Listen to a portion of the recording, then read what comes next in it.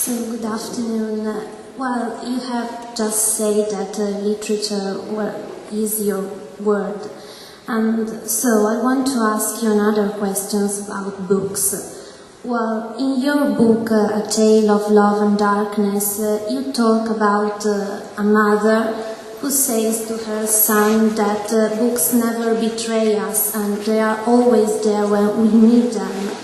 So, as a writer, did you find this comfort in books and in literature? And if so, can you tell us in which books? Yes. Thank you.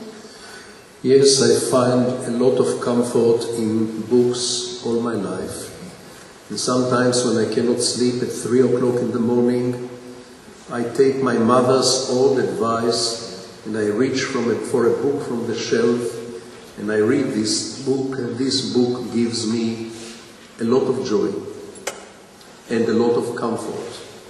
I think a book is a friend which always stays with you, even if it is 3 o'clock in the morning, every time. Which book? This varies. I don't have a set number of my 10 favorite books or my 20 favorite books. It depends on which mood I am. This is like music for me. Sometimes I prefer to listen to Baroque music in the morning and jazz in the afternoon. Sometimes I would like to hear very modern music and sometimes I would like to listen to the classics. Depends which mood, what is the atmosphere, what are my emotional needs.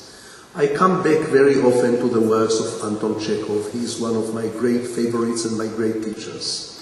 I also have great feeling for the American writer William Faulkner, who is very close to my heart.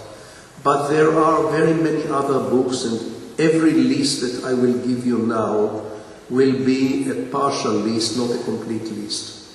My advice to you is read the books that you love and increase this love to more and more books.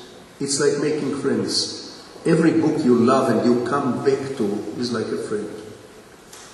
An old mentor of mine, the Israeli novelist Agnon, he said once, a book which is not worth reading a second time, I don't even read it the first time. Of course, if you don't read the first time, you don't know which book is worth reading the second time. But I believe that the real relationship with a book begins on the second reading.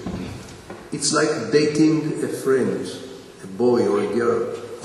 If you date this person once, okay, you dated this person once, more successful, less successful. It's only on the second date that things, as you know, begin to be serious. So with books, it's also the second date which counts very much. And then the third and the fourth and the fifth dates, and you will have books which will accompany you all your lives, and you will keep coming back to those books. I'll give you one more example. I first read Cervantes' Don Quixote when I was a teenager, maybe 16. And I liked it for the adventure, because it was funny, because it was amusing, because it was full of adventures. Then I read it maybe 10 years later, and I read it in a different light. I read it because I was very interested in the history of the period, in the 15th century and 16th century in Spain.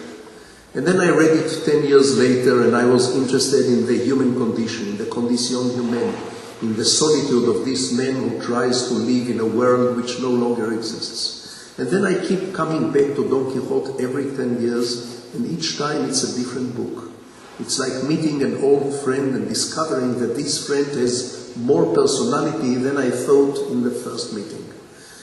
All of you have some books. I don't tell you which books, it's up to you. But have your books to which you keep coming back every few years and rediscovering them. Books are like people. Some of them are wonderful, some are not. Every one of you will have to decide for herself or for himself which is wonderful and which is not. But those which are wonderful to you, keep them close to your heart.